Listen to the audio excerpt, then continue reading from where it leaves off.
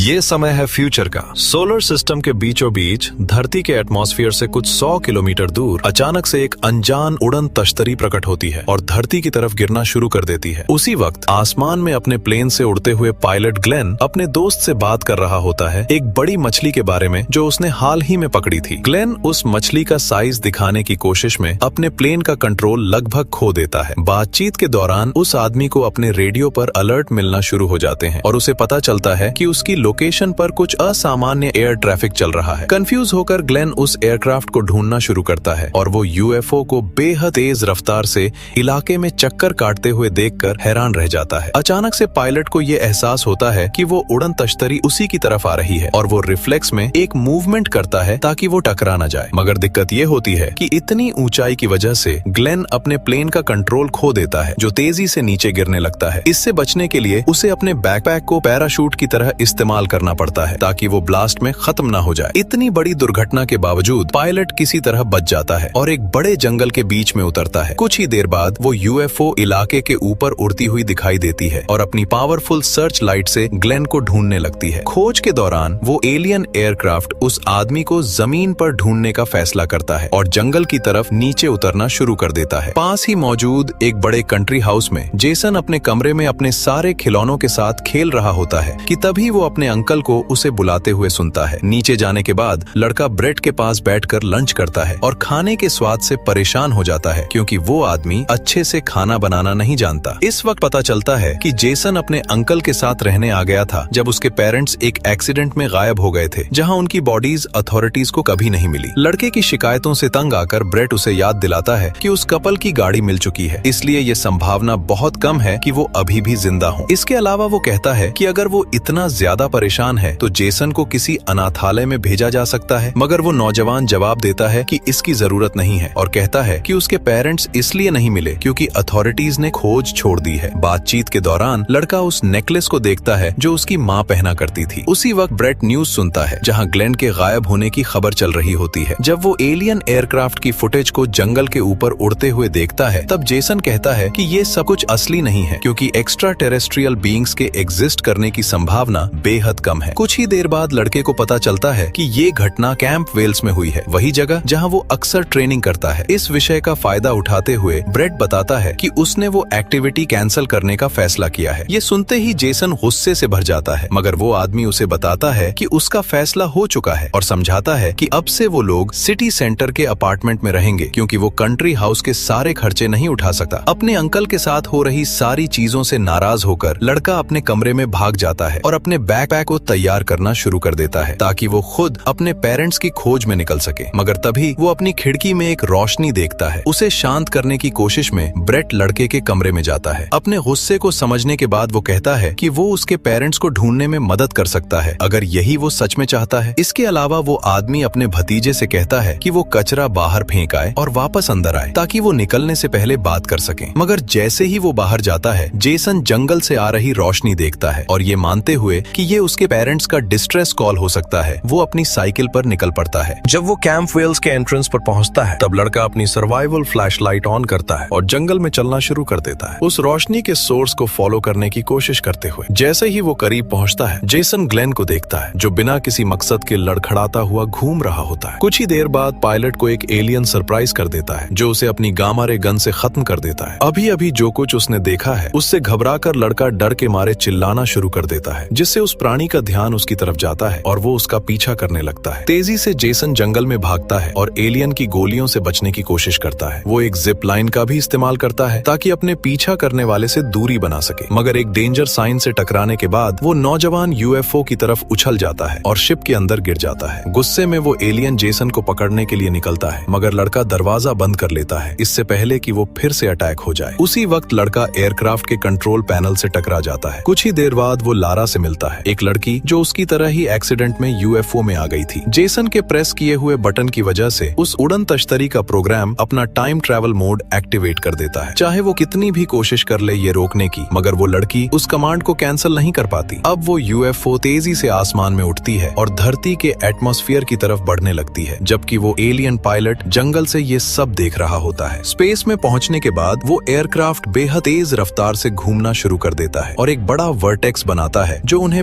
66 million साल से भी ज्यादा पीछे क्रेटेशियस एरा के बीच में ले जाता है। टाइम ट्रैवल कंप्लीट होने के बाद वो यूएफओ धरती की तरफ नीचे आने लगती है। जैसे ही वो ग्राउंड के करीब आते हैं, लारा एक बड़ा पहाड़ उनके सामने देखती है। ये समझते हुए कि वो टकराने वाले हैं, वो दोनों एलियन एयरक्राफ्ट के रडर को पूरी ताकत से खींचते हैं और आखिरी सेकंड में टकराव से बच जाते हैं। अब जब उन्होंने उड़न तश्तरी की मूवमेंट को स्टेबलाइज कर लिया है, तब वो युवा कुछ मिनट इंतजार करते हैं जब तक वो आखिरकार उस रीजन के पहाड़ों में से एक के ऊपर लैंड नहीं कर लेते, जहां शिप अपना स्फीयर मोड एक्टिवेट करती है। होश में आने के बाद लारा और जेसन मिया से सरप्राइज हो जाते हैं, जो यूएफओ की आर्टिफिशियल इंटेलिजेंस असिस्टेंट है। जो कुछ भी वो डिस्कवर कर रहा है, उससे एक्साइटेड होकर लड़का उससे दर्जनों सवाल पूछना शुरू कर देता है, मगर लारा उसे बताती है कि इससे कोई फायदा नहीं होगा, क्योंकि वो रोबोट केवल बेसिक सवालों के जवाब देता है जो उसके क्रिएटर्स की टेक्नोलॉजी की गोपनीयता को खतरे में नहीं डालते। कुछ ही देर बाद मिया समझाती है कि वो अभी अभी क्रेटेशियस पीरियड में टाइम ट्रैवल करके आए हैं। जेसन बेहद एक्साइटेड हो जाता है और दरवाजे की तरफ भागता है ताकि वो बाहर जाकर डायनासोर के साथ इंटरैक्ट कर सके। तेजी से लारा अपने दोस्त को रोकती है और कहती है कि वो किसी भी तरह से एयरक्राफ्ट का दरवाजा नहीं खोल सकते, क्योंकि वो ह्यूमन हिस्ट्री को बदल नहीं सकते। ये जानकर दुखी होकर कि वो कुछ नहीं कर पाएगा जब तक वो वहाँ है, जेसन एक सीट पर बैठ जाता है और लड़की मिया से प्रेजेंट में वापस जाने की कमांड एक्टिवेट करने को कहती है। मगर दिक्कत ये है कि उन्होंने जो टाइम ट्रैवल किया है, उसने शिप की एनर्जी खत्म कर दी है, जिसे रिचार्ज होने में 2 घंटे लगेंगे। ये सुनते ही जेसन एक्साइटेड हो जाता है और बाहर जाने की जिद करने लगता है। ये समझते हुए कि लारा उसे जाने नहीं देगी, वो हार मान लेता है और मिया के टाइम ट्रैवल की एक्सप्लेनेशन सुनना शुरू कर देता है, जहां वो टेम्पोरल और स्पेशल डिस्टॉर्शन का इस्तेमाल करते हैं। उसी वक्त असिस्टेंट एक व्यू फाइंडर खोलती है जो यूएफओ के बाहर की तरफ दिखाता है। इससे वो दोनों ब्राचियोसॉर की एक बड़ी ग्रुप को घूमते हुए देख पाते हैं, मगर कुछ सेकंड्स उन जानवरों को देखने के बाद वो दोनों ये समझ जाते हैं कि वो भागना शुरू कर चुके हैं। वो रिएक्ट कर पाए इससे पहले डायनासोर की भीड़ उनसे टकरा जाती है। इसकी वजह से शिप पहाड़ की सतह से नीचे लुढ़कना शुरू कर देती है और क्लिफ के किनारे पर जाकर रुकती है। उसी वक्त लारा भारी कदमों की आवाज सुनने लगती है जो करीब आ रहे होते हैं। जब वो यूएफओ का रियर कैमरा एक्टिवेट करते हैं, तब वो युवा एक बड़ा टायरानोसोरस रेक्स देखते हैं जो उस मेटल के गोले को देख रहा होता है। उत्सुकता से वो प्राणी एक पावरफुल दहाड़ देता है। ये देखते हुए कि एयरक्राफ्ट ने कोई रिएक्शन या जिंदगी का कोई संकेत नहीं दिया, वो जाने का फैसला करता है। मगर दिक्कत ये है कि प्रीडेटर की पूंछ उस गोले से टकरा जाती है, जिससे वो दोनों दर्जनों मीटर नीचे गिरते हैं और पहाड़ से नीचे लुढ़क जाते हैं। जैसे ही वो एलियन व्हीकल दोबारा रुकती है, लारा जेसन को इतनी परेशानी पैदा करना बंद करने का ऑर्डर देती है और कहती है कि अब से वो वहीं रुकेंगे जब तक मिया उन्हें प्रेजेंट में वापस नहीं ले जा सकती। मगर एयरक्राफ्ट के व्यू फाइंडर से देखते हुए लड़की को पता चलता है कि वो अपनी मौजूदा लोकेशन पर बहुत कम सोलर एनर्जी रिसीव कर रहे हैं। असिस्टेंट बताती है कि सिस्टम्स को रिचार्ज करने में लगभग 1 दिन लग जाएगा। मिया ये भी कहती है कि डायनासोर के साथ एक्सीडेंट के बाद स्ट्रक्चर का एक हिस्सा डैमेज हो गया है। वो समझाती है कि हालांकि उन्हें हिस्ट्री को बदलने से मना किया गया है, मगर अगर वो रिपेयर नहीं करते तो सिचुएशन और खराब हो सकती है। इसलिए वो दोनों हल को इंस्पेक्ट करने के लिए बाहर जाने का फैसला करते हैं। रोबोटिक असिस्टेंट उन्हें विश्वास दिलाती है कि वो इसे ठीक कर पाएगी अगर वो रिपेयर के लिए जरूरी मात्रा में सिल्वर ढूंढ ले। कुछ ही देर बाद मिया कुछ मीटर ऊपर चढ़ती है ताकि जंगल में सिल्वर की बड़ी मात्रा वाली चट्टानों को स्कैन कर सके। उस ओर का एक बड़ा सोर्स ढूंढने के बाद रोबोट उन दोनों के पास वापस आती है और बताती है कि वो ढेर एक सरफेस माइन में मौजूद है। मगर दिक्कत ये है कि वहाँ पहुँचने के लिए ग्रुप को पैदल चलना होगा, जिसमें लगभग आधा दिन लगेगा। बिना समय गवाए वो तीनों उस बड़े पहाड़ की तरफ निकल पड़ते हैं। आधे रास्ते में जेसन मिया से कई सवाल पूछने की कोशिश करता है, मगर वो अपने क्रिएटर्स के बारे में कोई इन्फॉर्मेशन देने से मना कर देती है। वो नहीं जानते कि उन्हें वेलोसिरैप्टर की एक जोड़ी देख रही है। अपने आसपास अजीब आवाजें सुनकर लारा अलर्ट हो जाती है। जैसे ही वो मिया से उसका स्कैनर इस्तेमाल करने को कहती है, तब वो युवा समझ जाते हैं कि वो घिरने वाले हैं। रोबोटिक असिस्टेंट उन्हें बताती है कि वो सबसे नजदीक नदी की तरफ भागने की कोशिश कर सकते हैं, जो लगभग 300 मीटर दूर है। उसी वक्त वो दोनों पीछे देखते हैं और जब वो वेलोसिरैप्टर को उन्हें देखते हुए पाते हैं, तब वो घबरा जाते हैं और बेतहाशा भागना शुरू कर देते हैं। कुछ सेकंड बाद जेसन दूसरे डायनासोर को सामने से घेरने की कोशिश करते हुए देखता है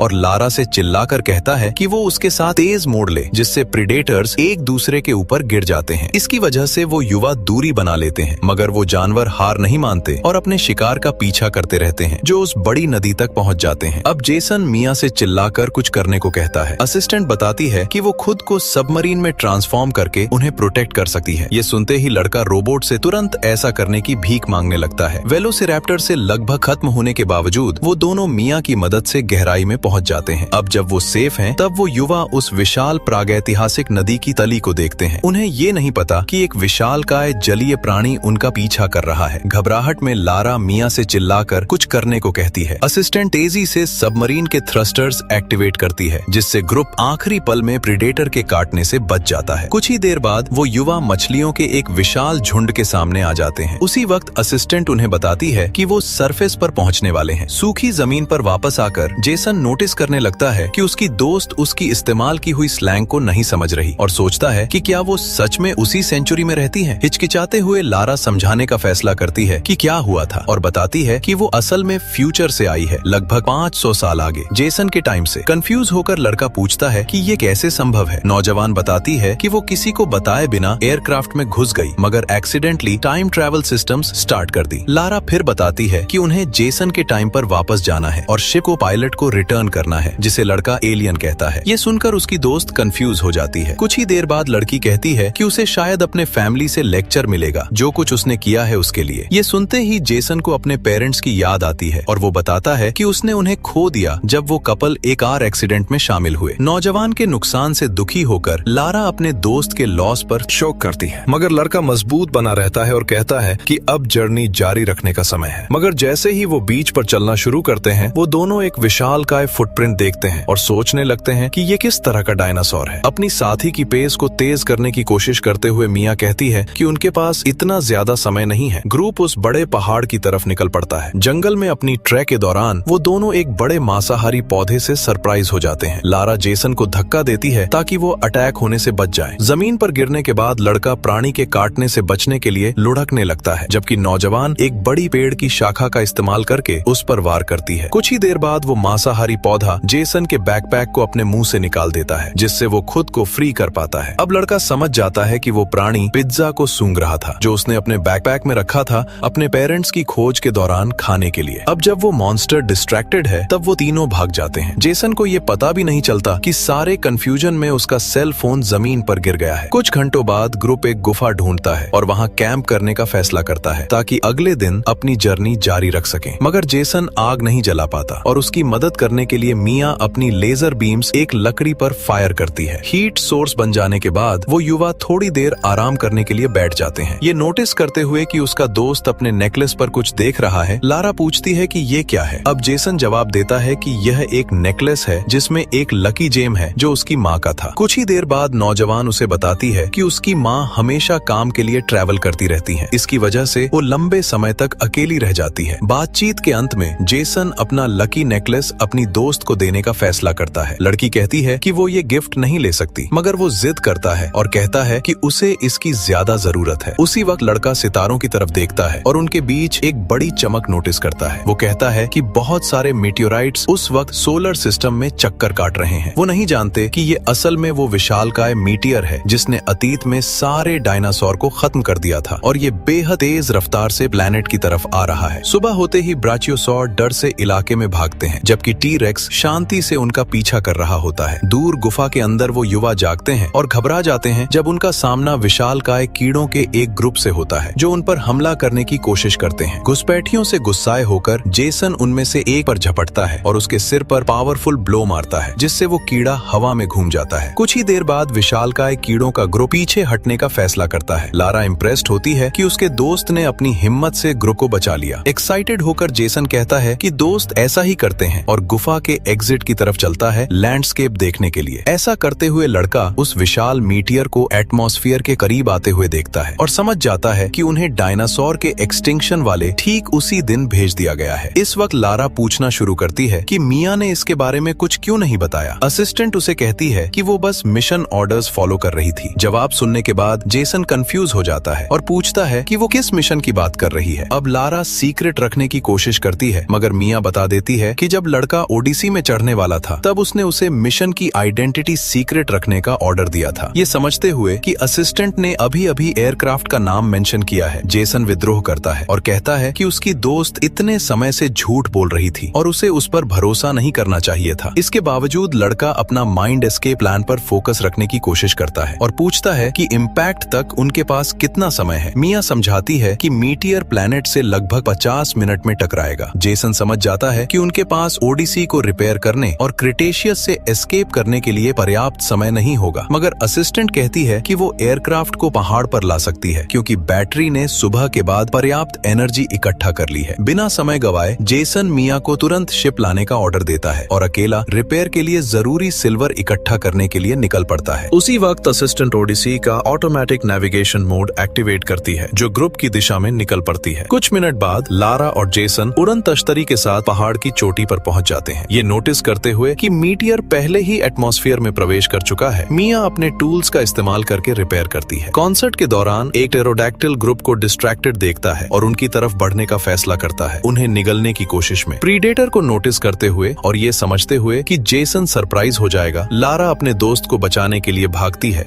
और मिया से चिल्लाकर ओडिसी का दरवाजा खोलने को कहती है। असिस्टेंट अपनी बॉस के ऑर्डर को मानती है और रिपेयर खत्म करने के बाद शिप में घुस जाती है, उन दोनों के साथ जो आखिरी सेकंड में टेरोडैक्टिल से बच जाते हैं। ओडिसी के जाने के लिए तैयार होते ही Lara time travel system start करती है। जेसन कैबिन में उसका पीछा करना शुरू कर देता है और उसे सब कुछ समझाने का ऑर्डर देता है जो चल रहा है, मगर दिक्कत ये है कि एयरक्राफ्ट बिल्कुल मीटियर की दिशा में जा रही है। मिया समझाती है कि वह एस्केप रूट नहीं बदल सकते क्योंकि यह सबसे तेज संभव रास्ता है। उन्हें एलिमिनेट होने से बचाने की कोशिश में नौजवान अपने दोस्त से उस पर भरोसा करने को कहती है, इसलिए वह दोनों मिलकर स्टिक को हैंडल करने के लिए भागते हैं और अपनी पूरी ताकत का इस्तेमाल करते हुए आखिरी सेकंड में मीटियर से बच जाते हैं और इम्पैक्ट जोन से एस्केप कर जाते हैं। मगर खतरा अभी खत्म नहीं हुआ है। लारा जेसन से चिल्लाकर स्टिक खींचने को कहती है ताकि वह एटमॉस्फेयर में चढ़ सकें। धुएं के विशालकाय बादल के बावजूद जो पूरे प्लेनेट के आसमान को ढक देता है, ग्रुप सफलतापूर्वक क्रिटेशियस से एस्केप कर जाता है। वह राहत महसूस करते हैं जब मिया एक बार फिर टाइम शिफ्ट स्टार्ट करती है। जैसे ही वह सही टाइमलाइन पर पहुंचते हैं तब वह तीनों धरती की सतह पर उतरते हैं। उसी वक्त जेसन को समझ आता है कि उसकी दोस्त कभी इन्वेडर नहीं थी बल्कि ओडिसी की असली पायलट थी। उसी वक्त वह एलियन जो लड़के का पीछा कर रहा था शिप के दरवाजे खोलता है। वह लड़के पर अटैक कर पाए इससे पहले लारा उसे रोकती है और कहती है कि यह कोई और नहीं बल्कि उसकी माँ है। चिंतित होकर वह औरत ओडिसी की हिस्ट्री चेक करने के लिए निकल पड़ती है और कहती है कि उसकी बेटी ग्राउंडेड है, जो कुछ भी उसने किया है उसके बाद। ये सुनते ही जेसन उस औरत को रोकता है और बताता है कि वह असली दोषी है क्रिटेशियस में टाइम ट्रैवल के पीछे। वह उसे बताता है कि लारा ने शिप में घुसपैठ करने की एकमात्र वजह ये थी कि वह अपनी माँ के करीब हो सके। लड़का समझाता है कि वह जानता है कि अपने पेरेंट्स को आसपास न होने पर कैसा लगता है। वह पायलट से अपनी बेटी के साथ ज्यादा समय बिताने को कहता है। लारा भी कहती है कि उसे बुरा लगता था कि उसकी अपनी माँ के साथ कभी कांटेक्ट नहीं होता, इसलिए उसने इतना अनएक्सपेक्टेड कदम उठाया। सब कुछ सुनकर हैरान होकर वह औरत पूछती है कि जेसन के पेरेंट्स को क्या हुआ। एक्सीडेंट के बारे में सुनकर वह बेहद शॉक्ड हो जाती है और कहती है कि उसे उसके लिए बेहद बुरा लग रहा है। यह समझते हुए कि वह मुख्य रूप से हर चीज के लिए जिम्मेदार थी, वह औरत लड़के को धन्यवाद देती है जो कुछ भी उसने अपनी बेटी को बचाने के लिए किया उसके लिए। मगर पायलट बताती है कि उसे जेसन की मेमोरीज इरेज करनी होंगी इस ट्रिप की, क्योंकि यही एकमात्र तरीका है जिससे वह फ्यूचर की सेफ्टी गारंटी कर सकते हैं। गामा रे गन देखकर नौजवान घबरा जाता है, मगर वह औरत उसे बताती है कि यह बस एक मेमोरी रिवाइंड गन है जिसका इस्तेमाल उसने ग्लेन पर उसकी अपनी सेफ्टी के लिए किया था। अब जेसन शांत हो जाता है और डरे हुए होने के बावजूद वह उस औरत पर भरोसा करने का फैसला करता है। अपनी मेमोरी रिवर्स होने के बाद लड़का जंगल के बीच में जागता है ग्लेन के बगल में। वह दोनों कंफ्यूज होते हैं कि वह वहाँ कैसे पहुँचे। घर के रास्ते में जेसन कई पुलिस कारों से टकराता है। जब वह अंदर घुसता है तब लड़का अपने पेरेंट्स से दोबारा मिलता है जिन्हें आखिरकार पुलिस ने ढूंढ लिया है। अपनी फैमिली वापस पाकर एक्साइटेड होकर नौजवान पूछता है कि वह कहाँ थे। कपल बताता है कि वह एक्सीडेंट में अपनी गाड़ी से बाहर फेंके जाने के बाद 2 हफ्तों तक जंगल में खोए हुए थे। आखिर में पुलिस वाले ब्रेट को उसके अपार्टमेंट तक लिफ्ट दे देते हैं। जब वह रीयूनियन के बाद साथ में डिनर कर रहे होते हैं तब जेसन नोटिस करता है कि उसकी माँ वह नेकलेस पहने हुए है जो उसने उसे दिया था। अब वह औरत बताती है कि उसे एक अजीब सपना आया था जब वो एक्सीडेंट के बाद बेहोश थी। वो समझाती है कि उसने एक लड़की को नेकलेस देते हुए देखा जबकि उससे उस पर भरोसा करने को कह रही थी। ये सुनते ही जेसन को लारा का नाम याद आता है। ये सब जानने के बावजूद कि वो कैसे ये सब जानते हैं, फैमिली अपनी शाम सामान्य तरीके से बिताती है। वहीं दूसरी तरफ सैकड़ों सालों बाद फ्यूचर में लारा और उसकी माँ क्रिटेशियस की एक और ट्रिप के लिए तैयारी कर रही होती हैं। टाइमलाइन का एक ऐसा पल जिसे लड़की प्यार करना सीख गई है अपने अतीत के महान दोस्त के साथ। एक अविश्वसनीय एडवेंचर के बाद हमारी कहानी यहीं खत्म होती है। तो आपको ये मूवी कैसी लगी नीचे कमेंट्स में बताना ना भूलें। और अगर आपको वीडियो वीडियो पसंद आया तो लाइक करें और ज्यादा मूवी रिकैप्स के लिए सब्सक्राइब करना बिल्कुल भी ना भूलें।